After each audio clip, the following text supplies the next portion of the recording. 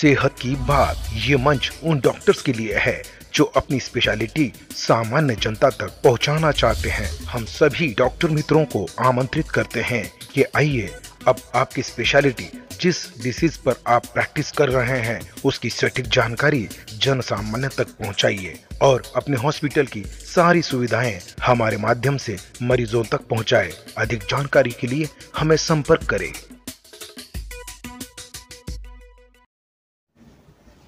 नमस्कार, मी डॉक्टर आदिनाथ वाघ।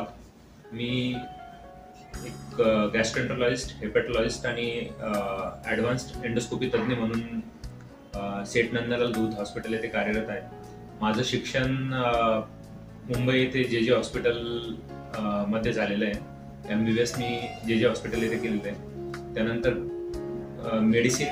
MD medicine माझं जसलोक हॉस्पिटलला झालेलं आहे आणि नंतर सुपर स्पेशलायझेशन जे की मेडिकल गॅस्ट्रोएंटरोलॉजीमध्ये केलं आहे ते सर HM रिलायन्स हॉस्पिटल येथे 2018 ते 2022 दरम्यान संपलेलं आहे। त्यानंतर मी KEM हॉस्पिटल येथे काही काळ सेवा दिली आणि नंतर ॲडव्हान्स्ड एंडोस्कोपी आणि ॲडव्हान्स्ड EUS या अशा 2 फेलोशिप्स केलेल्या आहेत। आता तुम्हाला नेमकी प्रश्न पडेल की गॅस्ट्रोएंटरोलॉजी म्हणजे काय आणि गॅस्ट्रोएंटरोलॉजीचं काम काय असतं। तर गॅस्ट्रोएंटरोलॉजी म्हणजे पोट विकार, पोटामध्ये जे काही अवयव आहेत जसे की अन्ननलिका, जठर, छोटी आतडी, मोठी आतडी आणि संडासची जागा, या व्यतिरिक्त लिव्हर ज्याला की मराठीत यकृत म्हणतात, प्लीहा ज्याला की स्प्लीन म्हणतात, पॅनक्रियास ज्याला की स्वादुपिंड म्हणतात, यांचे जे काही विकार आहेत त्यांची निदान, त्यांचं ट्रीटमेंट हे गॅस्ट्रोएंटरोलॉजिस्टचं प्रमुख कार्य आहे। या व्यतिरिक्त गॅस्ट्रोएंटरोलॉजिस्ट हे एंडोस्कोपी म्हणजेच दुर्बिणीद्वारे होणाऱ्या तोंडातून किंवा संडासच्या जागेवरून केल्या जाणाऱ्या शस्त्रक्रिया किंवा निदानासाठी दुर्बिणीचा वापर करतात। त्याच प्रकारे ERCP नावाची प्रोसिजर जिच्यामध्ये आपण पित्ताशयाला संलग्न असलेली पित्तनलिका असते त्यामध्ये असलेला अडकाव किंवा त्यामधले असलेले स्टोन्स वगैरे हे आपण ERCP नावाच्या प्रोसिजरद्वारे काढतो। किंवा जर पित्तनलिकेला कुठे अटकाव असेल स्टोनच्या व्यतिरिक्त दुसऱ्या कारणामुळे, जसे की पित्तनलिकेचा कॅन्सर, जसे की पित्ताशयाचा कॅन्सर, जसे की पॅनक्रियासचा कॅन्सर, तर यांच्यामध्येही ERCP। गॅस्ट्रोएंटरोलॉजिस्टला केव्हा भेटावं? तर गॅस्ट्रोएंटरोलॉजिस्टला भेटण्याचे भरपूर काही कारणं असतात। त्यापैकी महत्वाची कारणं मी आज तुम्हाला सांगू इच्छितो। जसे की काही अन्ननलिकेचे त्रास असतात, त्यांच्यामध्ये लक्षण दिसतात जसं की गिळण्यास होणारा त्रास किंवा गिळताना छातीमध्ये किंवा गळ्यामध्ये दुखणे किंवा वारंवार छातीमध्ये जळजळ होणे, ऍसिडिटी होणे, आंबट पाणी, तुरट पाणी गळ्यामध्ये येणे किंवा पोटामध्ये दुखणे, पोटामध्ये जळजळ होणे, वारंवार उलट्या होणे, मळमळ होणे, हे काही कारण आहेत ज्यामुळे ज्यांचे विविध कारणे असू शकतात। ही जी काही लक्षणं आहेत ज्यांचे विविध कारणे असू शकतात त्यांच्यासाठी आपण गॅस्ट्रोएंटरोलॉजिस्टला, सर्वसाधारण समज असा आहे की आपण मेडिकल शॉपवर जाऊन ऍसिडिटीसाठी गोळ्या घेतल्या तर ऍसिडिटी बरी होते, परंतु जर आपण त्यामागचं निदान नाही शोधलं, जर त्याचं कारण नाही शोधलं की ऍसिडिटी का होते, तर आपण अशा गोळ्या किती दिवस घेणार, कारण की या गोळ्यांनाही स्वतःचे असे साईड इफेक्ट असतात। तर आणि याचे कारणही वेगवेगळे असू शकतात। तर हे कारण साध्या सिंपल ऍसिडिटी पासून ते इसोफेगस म्हणजे अन्ननलिका किंवा जठराचा कॅन्सर इथपर्यंत व्हॅरी होतात। तर विदाऊट निदान म्हणजे निदानाशिवाय तुम्ही ओव्हर द काउंटर मेडिसिन्स ज्याला की स्वतः जाऊन औषधं घेणं तर ते शक्यतोवर टाळावं। मी तुम्हाला अगोदर सांगितलं की मी एक हेपॅटॉलॉजिस्ट ही आहे। तर हेपॅटॉलॉजिस्ट म्हणजे काय की जो लिव्हरच्या आजारांचं निदान करतो, त्याचं ट्रीटमेंट करतो। तर लिव्हरचे आजार कोणते कोणते असतात, तर त्यात वेगवेगळ्या पद्धतीचे हेपॅटायटिस असतात। हेपॅटायटिस व्हायरल असू शकतात किंवा कोणते टॉक्झिन्स इंड्यूस असू शकतात। व्हायरसेस म्हणजे जसे hepatitis B, hepatitis C, hepatitis A, hepatitis E। Hepatitis A आणि E हे शक्यतोवर पाण्याद्वारे, खराब पाण्याद्वारे पसरले जाणारे विकार आहेत। या व्यतिरिक्त फॅटी लिव्हर, अल्कोहोलिक हेपॅटायटिस, त्यानंतर फायब्रोसिस, सिरोसिस, लिव्हरचा कॅन्सर, हे सगळे लिव्हरचे आजार आहेत. या सगळ्यांचे जे लक्षणं तुम्ही बघाल तर शक्यतो लक्षणांमध्ये खूप जास्त फरक नसून कावीळ होणे म्हणजेच डोळे पिवळे होणे, लघवी खूप जास्त प्रमाणात पिवळी होणे, संडास चिखलाच्या रंगाची किंवा त्याला सिल्वर व्हाईट म्हणतो आम्ही, त्या रंगाची होणे, किंवा अंगाला खूप खाज सुटणे, हे लिव्हरच्या आजारांचे काही लक्षण आहे. या व्यतिरिक्त पोटात पाणी होणे, असंबद्ध बडबड करणे, पायाला सूज येणे, हेही काही अजून काही लक्षण आहेत जे की लिव्हरच्या आजारामध्ये होऊ शकतात. उपचार यावरती वेगवेगळ्या पद्धतीचे उपचार आहेत, जसे की हेपॅटायटिस ए आणि ई यांच्यामुळे जो होणारा कावीळ आहे त्यांना शक्यतोवर हॉस्पिटलायझेशन म्हणजेच ऍडमिशनची गरज भासत नाही. ते तुम्ही घरीही विना औषधांचेही ठीक होऊ शकतात.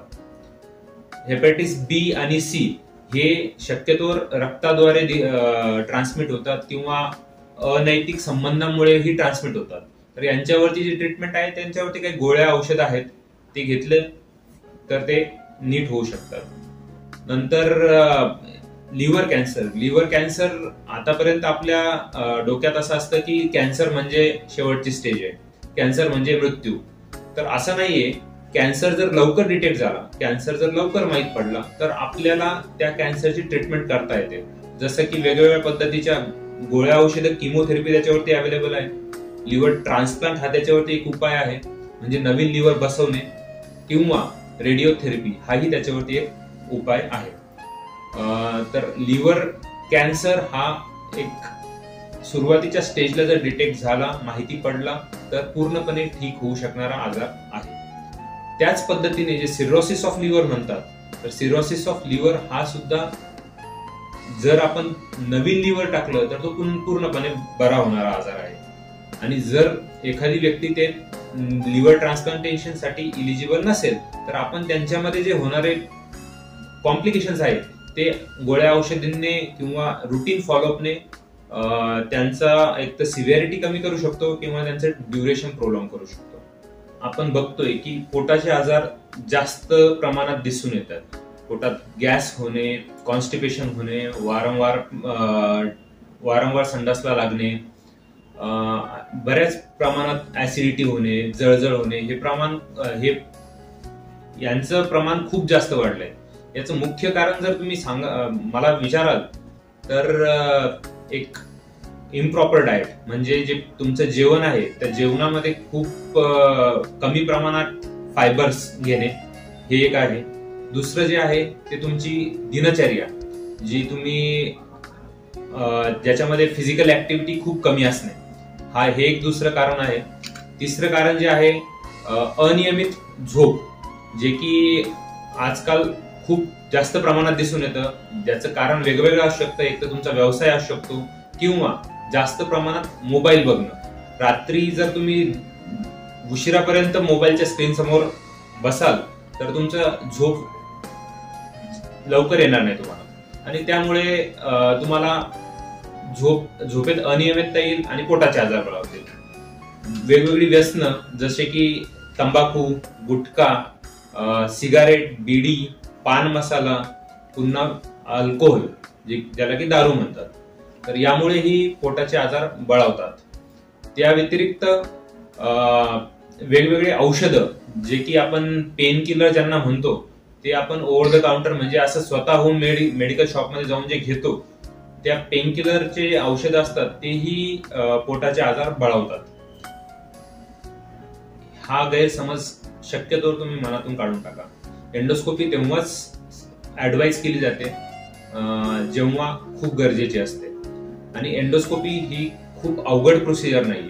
त्याच्यामध्ये एक औषध तोंडात देऊन तुमचा घसा सुन्न केला जातो आणि तो सुन्न केल्यानंतर मग एक करंगळी एवढ्या जाडीची नळी ज्याला की समोर दुर्बीण असते त्याला आपण एंडोस्कोप म्हणतो, तो तोंडाद्वारे पास केला जातो.